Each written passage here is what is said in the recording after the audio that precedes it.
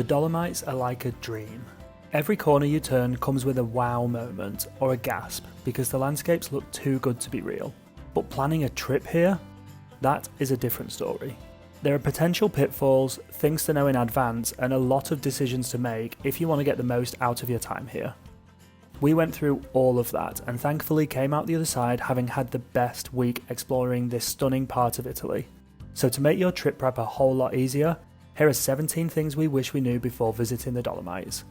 And make sure you stick around to the end because we definitely saved the best tip for last.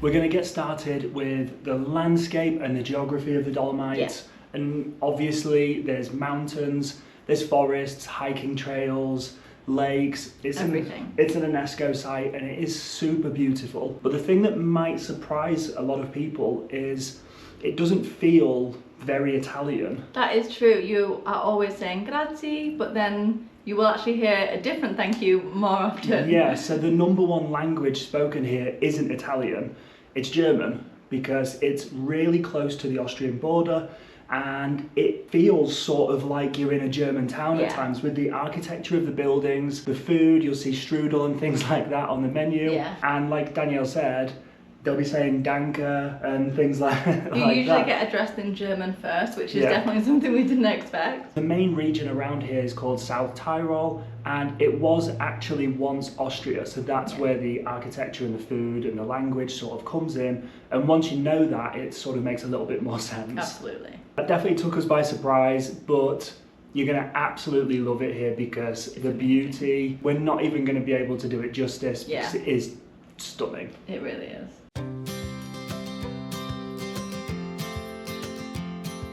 What is the best time of year to visit the Dolomites? And sometimes why shoulder season can catch you out a little bit. The summer season runs from June to September, so if you want to visit in May or October, you might have to do a bit more research because some things might be closed.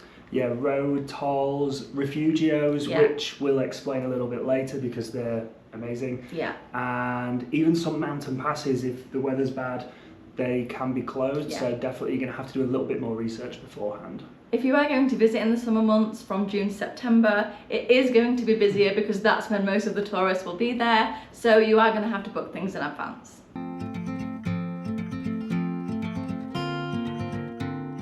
And how long should you spend there? We could spend weeks, even months there if we could afford it.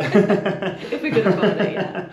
But I would say 7 days is a really nice amount of time to spend there. Yeah. 5 days if you're tight on time. Absolute minimum, just because you've got to take into account that there might be days with bad weather when you're in the mountains, wind and rain and things can happen, so you might not be able to go to that lake or do that hike on a particular day and you might have to push things around.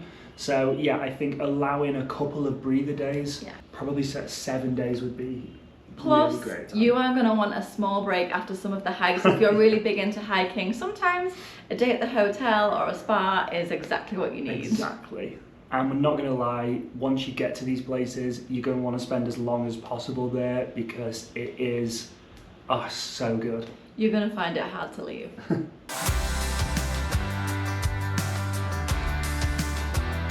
How do you get here? We flew into Venice, which personally we thought was great because we did a little trip to Venice afterwards, but you can also fly to Innsbruck and Verona, so some great options. We recommend Venice, coming from the UK at least, and I'm pretty sure you would get the views anyway. Yeah. This was the best flight we've ever had coming into somewhere. So beautiful. Because you're literally flying over these mountain ranges that stretch on to the horizon. It's awesome. I think the pilot actually did an announcement to say, if you want to see guys, you're going to want to look out the window. So maybe try and get there in the daytime rather than at night because those views are stunning. If you do fly into Venice, it's about 2 to 2.5 hours for you to drive to the Dolomites region. Yeah.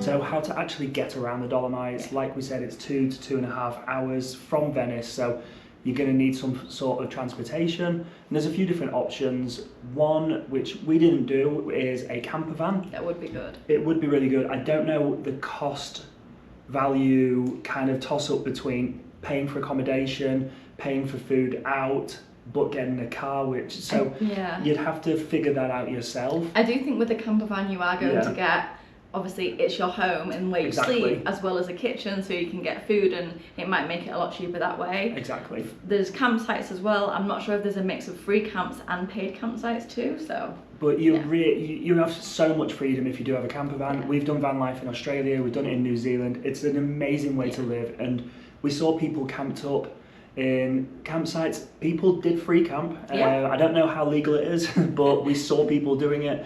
And yeah, that amount of freedom is awesome. You just have to price up the price of a camper van versus hotels. other, yeah, exactly. Another way that you can get around Dolomites is hiring a car, which is what we did.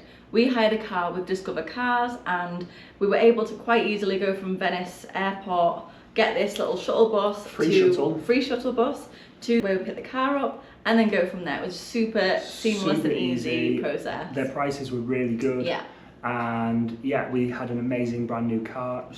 It was great. Still, with a car, you've got the ability to get to all those places on your own time frame. So you can go early in the morning or later in the afternoon, rather than if you're going to do the final option, which is public transport. I think a mix of, I think you can do a train to a certain point and then potentially buses after that. Yeah, I mean, we didn't look into it too much because that's not the option that we took. We prefer the freedom and flexibility of our own plans. But you can do it by bus. You can do it, and it is obviously the cheapest option.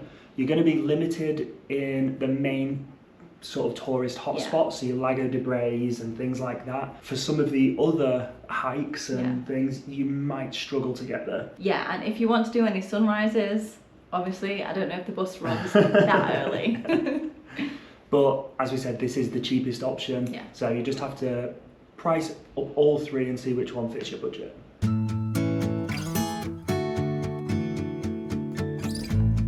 The next thing is you need to plan your route, because the Dolomites is actually quite deceiving. Yeah.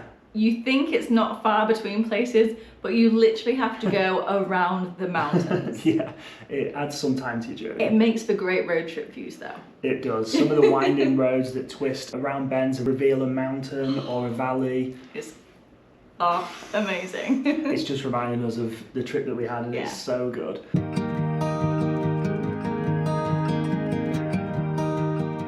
Along with planning your route comes with checking for tolls and passes, because some roads you literally can't drive on unless you've reserved a slot. Yes, which is, I feel, unusual more for us as Brits, because I don't think we have that as much. No, I mean, I can't think of anything. There are parts of Europe that you do have to do that. Yeah. To visit Tre Cime de Levaredo, for example, you have to go on the Aronzo website and you have to book a time slot. You can only do it 30 days beforehand. Yes. If you've booked your trip and you're going next year, for example, you still have to wait until 30 days before you're going to be doing that particular drive to book it.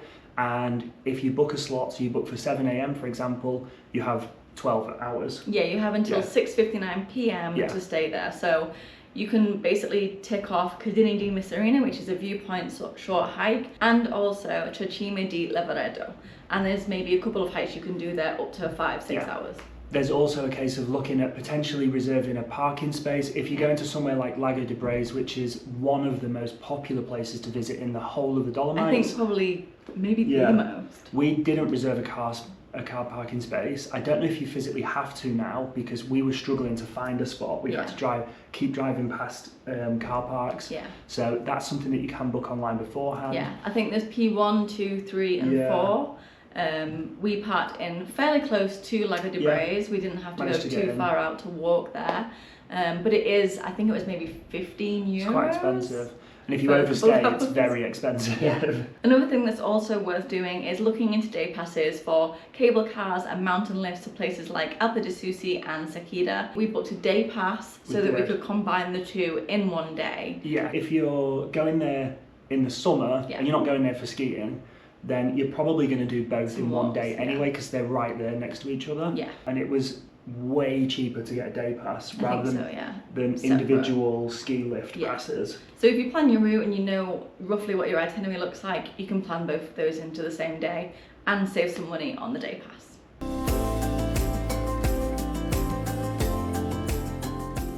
And again, we've mentioned it already, but it's worth having it as its own point because it's so important. If you're going to go during those high season months, July, August, those sort of, as we call them in the UK, summer holiday kind of months, yeah. they are super busy. So anything you can book in advance, you're going to want to do it, whether it's your car rental, your camper van rental, hotels or campsites, and potentially things like those parking spaces for like the Braes, things like that. The only thing that you have to do 30 days in advance is that road to Tre Cime, but everything else you should do it in advance because otherwise you might end up a little bit stranded. Yeah.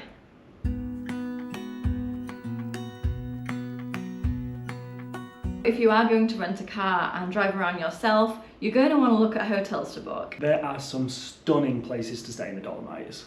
Think mountain chalets, rooms with balconies and incredible views, places that feel completely removed from the rest of the world. And we recommend splitting your time between the east and the west of the Dolomites. This means that you don't have to drive too much. Yeah, so there's a few different parts of the Dolomites that you can stay in. Yeah. First one would be somewhere near Cortina. Yeah, on the east. Yeah, we stayed a little bit outside of that in one of the nicest places we've stayed on all of our travels. So beautiful. We stayed at a hotel called Littlehof and it was about 12 miles from the Austrian border and it was stunning. It was incredible. Really, really beautiful. And one thing that especially, I don't know if it's with all hotels that you stay at in the Dolomites, but you get a welcome drink on arrival. It's it's actually alcoholic, which yeah, if you don't drink, it's fine. But you arrive, you drop off your bags. Maybe, especially if you just come from Venice and you've driven 2.5 hours to get here, you arrive and they say, "There's a welcome drink. Do you want it now or after you drop your bags off?" You can have a glass of wine or a beer, and you've got these amazing views of the mountains while you just sort of soak it all in. That was a really nice touch and something that we enjoyed. Very perfect welcome. And if you're staying in the west side of the Dolomites, where did we stay? What was the town called? So we stayed in a hotel near Ortisei. So around there you get places like Sasida, Alpe di Susi, Val de Funes. There's quite a few different places you can see in the west. So it is better to stay near Ortisei or somewhere around there. Exactly. Like we said, if you're going to stay in one place and try and do all of this, you're going to be driving so much. Yeah. And being able to split your time and kind of take it that little bit slowly is going to really elevate your experience in the Dolomites. Yeah. Despite those mountain views being perfect out the car, you're going to want to be actually in them. Yeah.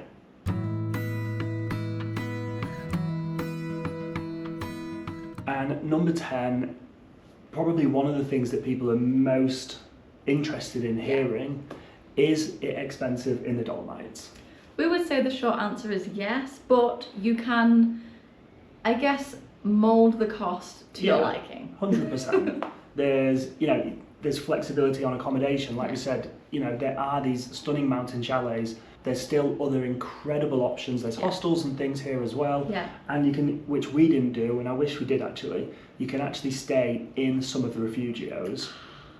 And there's definitely things that you can do to bring that budget down, but ultimately, it's Europe, so it's not as cheap as Asia, for example. Yeah. Depending on where you stay, there will always be a couple of restaurants to hand, and some of them will be different budgets as well. We ate at some places, had a pizza, and it wasn't too much of a bad price, maybe 30 to 40 euros for 2 pizzas and beers. Yeah, not too bad. It's not too bad, and you can always get an Airbnb and cook yourself. Yeah, I was going to say that.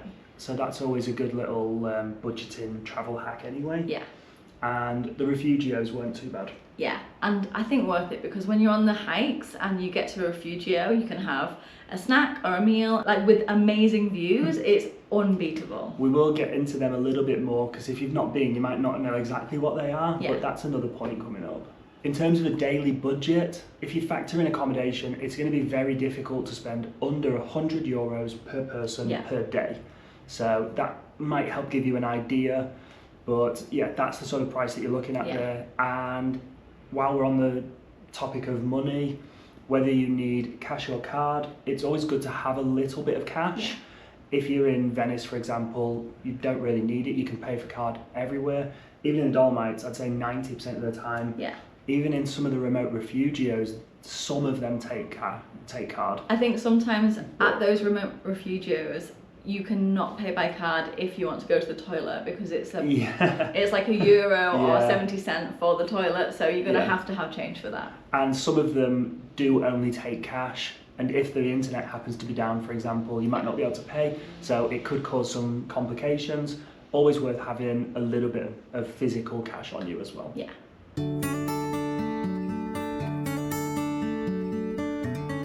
As we mentioned them before, Refugio is possibly the best kept secret of the Dolomites, because they are, I feel like you don't expect them to No. be much, just like a place to get some food and some drinks, Like but a little shack or something. I can't explain how it's so beautiful, and you get to sit and have a drink, have a small break from your hike, and just look at the views. It's really, really beautiful setup. So they're like mountain, alpine Yeah. style chalets, and they're positioned along a lot of the longer walking trails. Yeah. Some have like 7 or 8 all along. So I'm not saying that you should have a beer at every single one, because that would be a pretty good pub crawl, but Yeah. you might struggle with some of the altitudes. Maybe, yeah. But you know, if you've been walking for an hour or so through somewhere like the Adolf Munkel Trail, and you're walking through the forest and there's these mountain views, stopping for a cold beer, and it's usually German beer as well, which is excellent. So good. And yeah, they really are one of the highlights of the Dolomites. Yeah, do not sleep on Refugios, guys.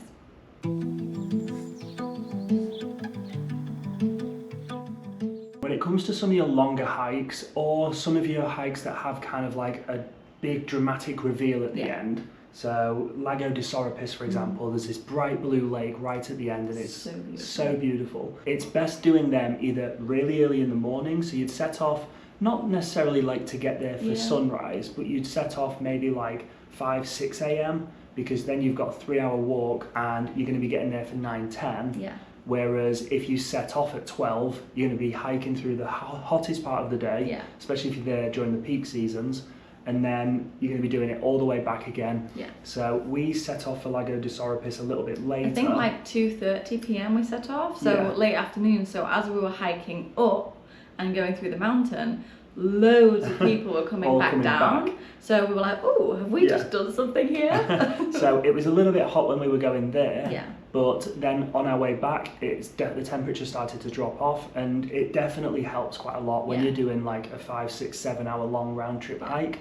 Yeah, so I'd say some of the bigger ones, early mornings are probably the best. Yeah. If you can't quite manage the early morning, then do something else in the morning Yeah. and then do one of them, you know, a little bit later in the afternoon. But make sure you don't hike back in the dark, because Yes. safety first, You guys. still have to plan it really well.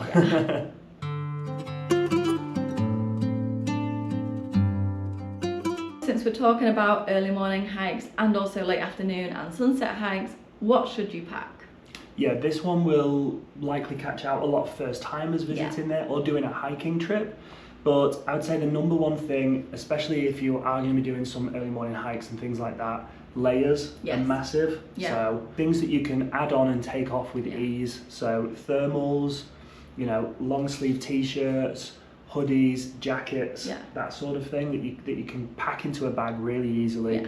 and you can take on and off really easily. Also, of course, really good trainers or hiking boots if you're an avid hiker. I'll be honest, I'm going to grab them now as well. I'm really bad for this. I use these tatty old running shoes, and I'm always new ones. slipping and You sliding need new everywhere because, yeah, these are not good. Don't use these.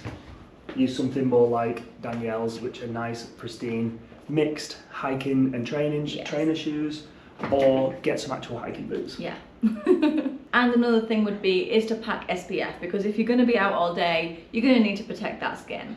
Yeah, high altitudes, you'd be surprised at Yeah. how much, even though you don't necessarily feel the sun on you, you'd be very surprised at how easily you can burn. Yeah. Another thing that I think you can rent from most of the towns are hiking poles or walking sticks, however you want to call them, and they are so good. This is not something that we did during our time in the Dolomites. We didn't do any too big strenuous hikes, I would say. There's Like a few that it would have been great for. Sorapis, I would say, was the hardest Yeah. hike we did. But we recently did a trip to Patagonia, and the hiking poles were a game changer. And I feel like Literally. now on all hiking trips we're going to be taking Yes. hiking poles. You might laugh at people using them if you've never used them before, try them and you'll never look back. Especially if you have a bit of a tricky knee or Yeah. anything like that, it really helps. Like Matt has quite a bad knee. Yeah. He has a bit of a knee brace on, and then if he uses hiking poles as well.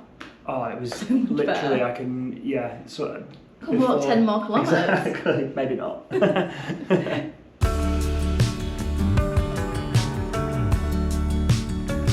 And it's also super important to listen to your body. Yeah. So you might have all these grand plans of wanting to do all these things, taking a day off or factoring in days off. As we said before, spa days, pool days, rest days. It makes a huge difference. We, again, will go back to our time in Patagonia. We were pushing and we got towards some of the hikes in the end and we just didn't enjoy them. It was too much. Yeah. Especially if you're doing sunrise hikes and you're out and having really long days. It's important to listen to your body. Those aches and pains aren't just going to go away, they're going to get worse, and you're potentially going to have problems later down the line with knees and things like that if you don't listen to it. So it is okay to take a day off. I need to tell myself that. And if you are like Danielle and you struggle to take those days off, then some of the lesser intense, nice, easy, relaxing lake strolls that you can do, they're fine as well. Yeah, Lago di Braies is a really easy one. Perfect. And Lago di Dobbiaco. Yeah. Again, they're like 30-40 minutes, no real steep inclines, you can just take nice strolls, and it's fine if that's all you do for that day. Yeah.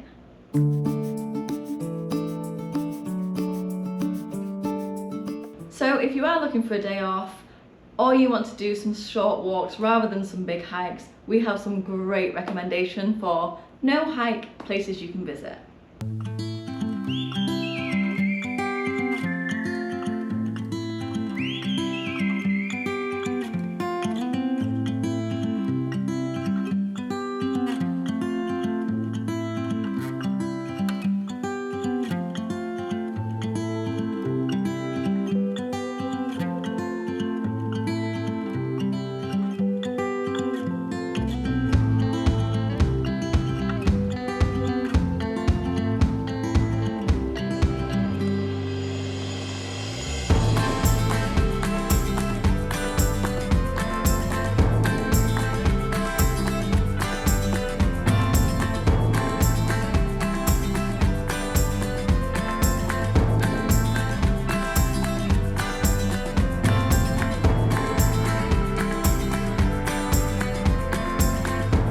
What about some of the faffy bits, travel insurance, your SIM cards, things like that? Yeah. So you're going to be doing mountain hikes, you're going to be, driving on a new road that you've maybe on a new side of the road that you've never driven on If you're before. from the UK, you'll be driving on a different side of the road. But if you're from the rest of Europe, you're fine. So we always recommend getting travel insurance, and that's for whatever trip you're doing anyway. Yeah. We use Safety Wing, and we've been using them for a few years now. Yeah. We had a different travel insurance provider that we used during the start of our sort of travels a few years ago. We had to make a claim, and we realised we did not have very good insurance, so we paid the price literally in thousands, and we learnt a lesson. So we've been using Safety Wing ever since then, and what they do differently to most is they work as a subscription service, so we pay a monthly fee, and every month that we're on the road, we're covered, and then when we go home back to the UK, we can just cancel that subscription, or pause it rather, and just then restart it again once we leave. But if you're doing a trip like this, maybe you're only going away for 7 or 10 days, whatever, you can still do an allotted time with them. Yeah. It's really good. We've for nothing major, but we have had to make a claim through them before, and it was sorted so fast, very easy. The whole process is amazing. So this isn't an ad, but we do recommend them, and we do use them. Another thing is SIM cards. So depends on your provider. Sometimes we use eSIMs, sometimes we use local SIMs. It really varies. If you are from Europe, maybe your SIM card provider already will have data roaming. You get X amount of data for a trip outside of your country. In the UK we have that, so when we go to some places in Europe, that applies, which is really good. But if you're coming from the US or Australia or somewhere else, you can get eSIMs, and they're so much easier. We have one that we recommend, and we use a lot, and we'll add the link down below. And there's some apps that are going to be really useful for you to have here. One, it's not an app, but is to download the offline map for the Dolomites region. Yeah. So if you do, lose signal and you're not sure on a direction, you can still figure things out very easily. And we used AllTrails for our hiking routes, and that was so good. Most of the routes are pretty straightforward, but the Adolf Munkel Trail specifically, even though it's a popular route and there are signs literally everywhere, sometimes it'll say the sign and two different directions, and you're like, which way is it? So, and there was some really tiny little dirt roads that we walked straight past, looked on AllTrails, and we're like, we've gone 10 minutes the wrong direction. So then we had to go back and we found the route. So that really helped us navigate some of the routes where there's multiple hikes in all kinds of different directions. I would say AllTrails is also good for, you can download your hikes offline as well. So like that's good for your trails, even if you don't have signal. And there's also some really good reviews there, because the Adolf Munkel Trail again, we saw a lot of the reviews that said start it anti-clockwise. And that meant views of mountains the whole way around, rather which was than really being good. Behind you. Another good one is maps.me. Yeah. That's a great app to download, and you can basically download all the maps offline, and your routes will all work. So you can put like from A to B, and it'll work quite easily. Whether you got internet or not. Yeah.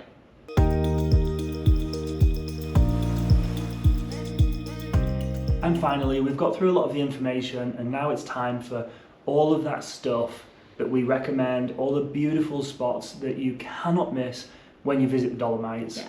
And if anything, in order to do it justice, that deserves its own video, It does. which you can see right here now. Thank you so much for watching, and we'll see you next week. Enjoy your trip in the Dolomites.